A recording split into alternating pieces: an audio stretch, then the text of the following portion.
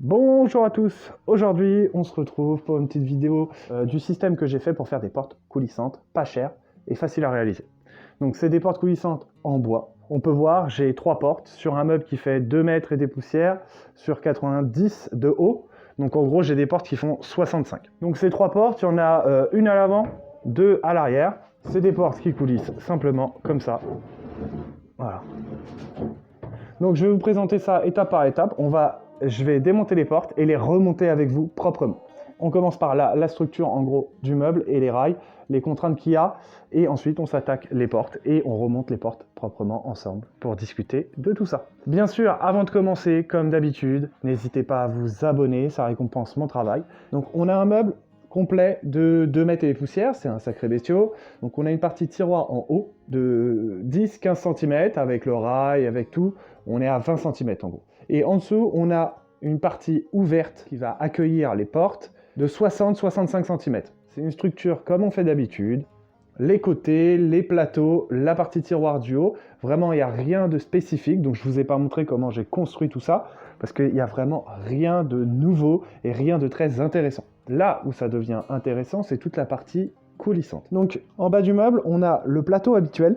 Donc là, c'est un plateau fait en volige, comme on fait d'habitude. Donc le plateau du dessous. Ce plateau-là, il n'y a rien de compliqué à faire. C'est vraiment un plateau simple. Ce qu'il faut, c'est essayer qu'il soit assez solide pour pas qu'il puisse voiler ou travailler avec le poids des portes dessus. Je suis venu rajouter 2 rails. C'est juste des tout petits profilés en bois qui font environ 1 cm par 1 cm qui vont servir à guider mes portes. Donc ce qui est très important par rapport à ça, c'est quand vous choisissez vos rails et vous usinez vos rails, essayez de choisir un bois solide et qui n'a pratiquement pas de défaut. Quand je dis défaut, c'est des nœuds, des fissures ou n'importe quoi. Il faut que le rail soit solide et propre. Sur ce meuble, j'ai 3 portes. Il y en a une qui est en avant, donc qui est sur la face avant, et les 2 autres sont à l'arrière. Donc pour ça, j'ai dû installer 2 rails.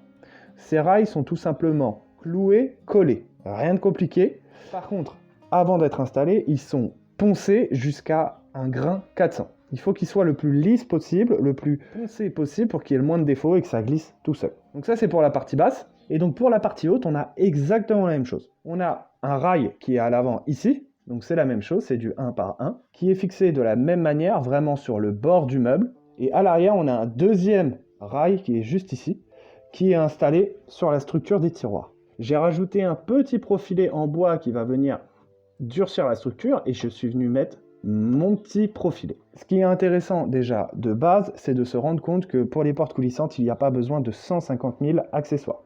Des profilés de 1 cm par 1 cm suffisent largement à guider des portes en bois. Ce qui va être très important par contre, c'est d'avoir une structure très propre. Il va vous falloir une structure rectangulaire ou carrée, mais vraiment avec des angles propres à 90 et que vous ayez un parallélisme donc du plateau du haut et du plateau du bas et de la structure du haut qui soit entre guillemets parfaite mais qui soit propre. Donc, sur la structure du meuble, c'est tout ce qu'il y a à faire. Là où le travail est un peu plus compliqué, ça va être sur les portes. Par rapport aux portes, il y a beaucoup de contraintes à suivre. Il faut une structure qui ait les bonnes dimensions, qui ait les bons angles à 90 partout et qu'on ait vraiment une structure propre et surtout solide.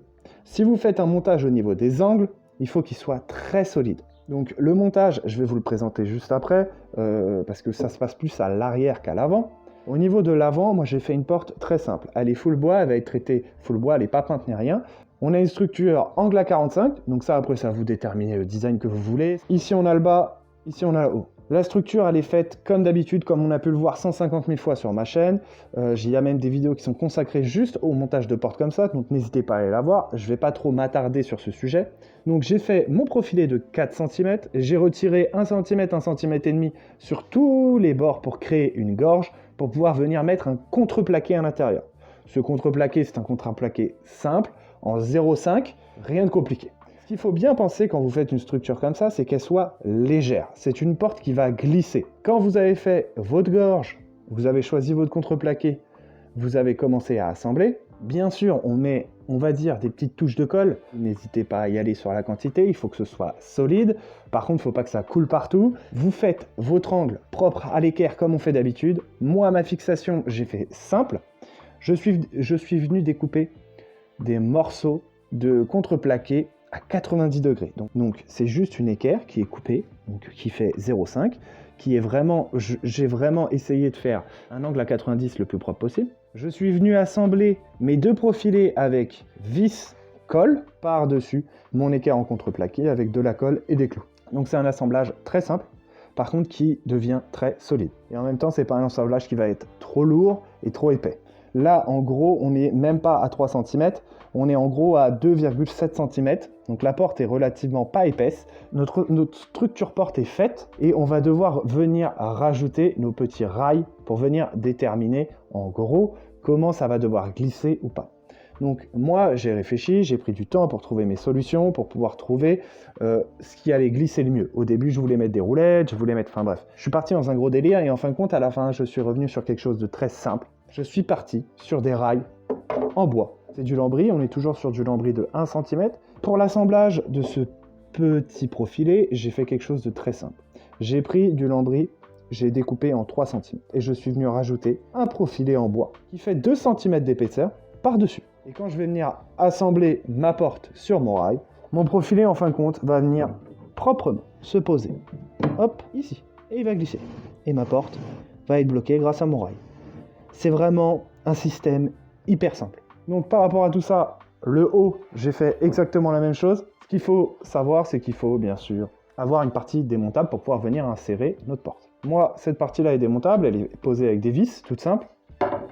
J'ai des cales ici pour savoir où je vais tomber à chaque fois quand je vais installer ma porte. Vous avez vu, il n'y a rien de compliqué, j'ai pas d'accessoires à 150 000 €, j'ai pas de machin. C'est juste des baguettes, du bois, des profilés bien placés, des portes bien coupées, bien poncées et surtout légères. On va tranquillement partir sur le montage, je vais vous montrer comment j'ai réfléchi mon système de montage. J'ai remis un petit coup de ponçage sur mes rails pour vraiment qu'ils soient propres. Comme je vous ai dit, essayez d'avoir un ponçage qui va jusqu'au grain 400 à peu près, essayez d'avoir quelque chose de très lisse. Pour le système de montage, j'ai fait quelque chose de très simple. On va commencer tranquillement par ceux qui sont à l'intérieur, donc les deux portes qui sont à l'intérieur. J'ai prévu au niveau du bas de la porte un système démontable, une vis, simple, ça se démonte. Donc c'est vraiment, j'ai essayé de faire le système le plus simple possible. Par rapport à ça, je vais venir placer ma porte. Donc là on peut voir que la porte elle rentre et elle est large. Voilà, donc je les ai coupées plus petites. Donc moi j'ai laissé en gros, quand elle est posée au sol, j'ai laissé en gros 2 mm pour vraiment que ça puisse passer et qu'on soit tranquille quand on l'installe. Donc là on se retrouve à l'intérieur du meuble. Ce qu'il va falloir faire, c'est venir glisser proprement le rail en dessous. Donc comme je vous l'ai dit, il y a la petite cale. La petite cale va pouvoir me permettre aussi de gérer la hauteur et que le réglage que j'ai fait dans mon atelier ne change jamais et que j'ai pas besoin de réfléchir quand je l'installe. Donc là j'ai juste à soulever, hop, et je viens glisser mon rail en dessous. Donc après bien sûr il faut régler soit un petit peu à droite, soit un petit peu à gauche. Ça j'ai pas mis de cale pour ça. Donc là je viens de trouver, hop, l'endroit où elle s'installe. Ensuite un petit coup de vissage, rien de compliqué.